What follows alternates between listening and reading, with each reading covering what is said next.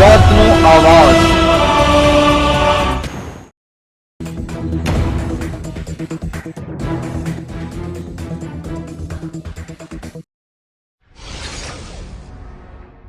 જૂનાગઢના ભેસાણ તાલુકાને વિકાસથી વંચિત રાખવા બાબતે જૂનાગઢ જિલ્લાના ભેસાણ તાલુકાના વિસ્તારના જિલ્લા સંગઠન અને જિલ્લાના પદાધિકારીઓ દ્વારા થતો અન્યાયને લઈને ગુજરાત સરકાર સામે ભાજપના જ કાર્યકરોનો વિરોધ।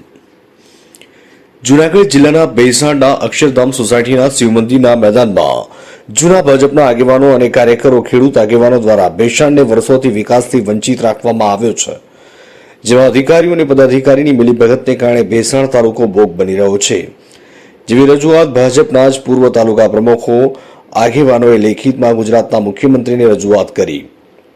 મારું નામ ગાંડુભાઈ મોહનભાઈ હિરપરા, ગામ ભેસાણ, પૂર્વ તાલુકા પ્રમુખ ભેસાણ।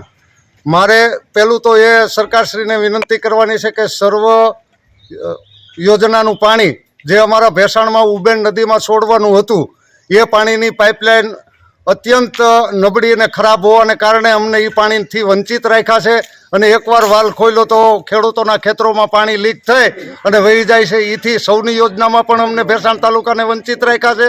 બીજો મારો મુદ્દો એ છે કે ભેસાણ ગામની વચ્ચે ઉબેન નદીની ઉપર જે વર્ષોથી આ જૂનો પોલ છે એ ખખડધ્વસ્ત થઈ ગયો છે અને ક્યારે પડે એવી સ્થિતિમાં છે।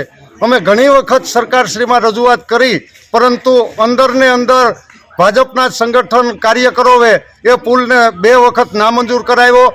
અને ત્રીજી મારી માગણી એ છે કે માર્કેટિંગ યાર્ડમાં આજથી 3 વર્ષ પહેલાં મગફળીનું મોટું મસ્ફોટ કૌભાંડ થયું હતું અને ભાજપના જ કાર્યકરોએ રેડ પાડી અને રંગે હાથે ઝડપ્યા હતા, પણ અમુક રાજકારણી અને પદાધિકારીઓને હિસાબે એ પણ ત્યાં કાગળ હકેલાઈ ગયા અને કોઈ કાર્યવાહી ન થઈ। તેને હિસાબે અમારા ભેસાણ ગામના પ્રતિષ્ઠિત નાગરિક અને ભાજપના કાર્યકર એવા શ્રી ધીરુભાઈ રફાડિયાને માનસિક ટેન્શનને કારણે હુમલો આવી ગયો અને હાલ અત્યારે એ પણ પથારીવશ છે। તો મારે સરકારશ્રીને એ વિનંતી છે કે અમારા 3 મુદ્દા ઉપર ધ્યાન આપી અને કાર્યવાહી કરે।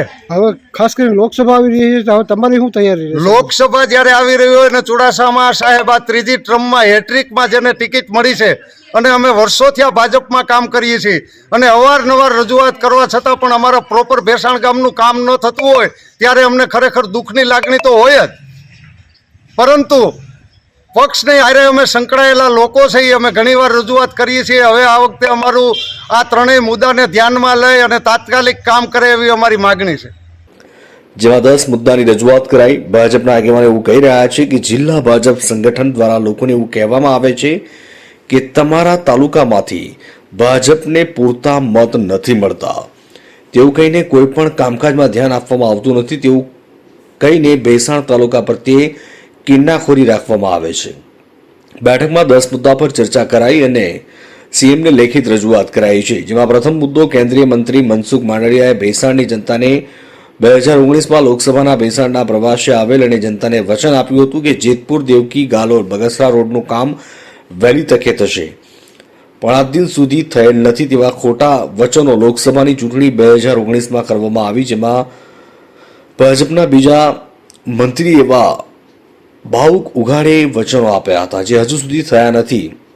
બીજા મુદ્દા ઉબેન નદી પરનો પુલ જોખમી હાલતમાં તેમજ પરબથી ખાપરા હળવતિયા રોડ તેમજ જૂનાગઢ બિલખા માણેકવાડા રોડ તેમજ જિલ્લા પંચાયત હસ્તકના તમામ રોડ રસ્તાની કફોડી હાલત તેમજ ભેસાણ તાલુકાના સપ્લોટિંગ ન થતું હોય તેમજ ભેસાણ માર્કેટિંગ યાર્ડમાં 3 વર્ષ પૂર્વ થયેલી મગફળી કૌભાંડની તપાસ હજુ સુધી થઈ નથી।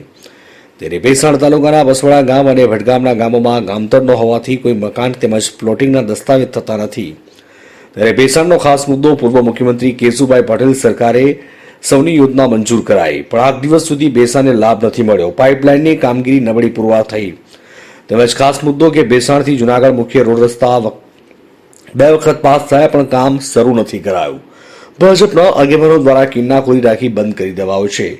મુખ્ય રોડનું કામ તત્કાળ શરૂ થાય તેવી ભાજપના પીઢ અગ્રણી અને ભેસાણના પૂર્વ તાલુકા પ્રમુખ મગનભાઈ સાવલિયાની આગેવાની હેઠળ આ બેઠકનું આયોજન હતું, જેમાં તાલુકાના નામી અનામી ભાજપના આગેવાનો તેમજ ખેડૂત આગેવાન ગાંડુભાઈ હિરપરા, પૂર્વ પ્રમુખ તેમજ મોટી સંખ્યામાં હાજર રહ્યા હતા અને તમામ યોજનાઓનું વહેલી તકે નિવારણ આવે તેવું મુખ્યમંત્રીને લેખિત રજૂઆત કરવામાં આવી હતી.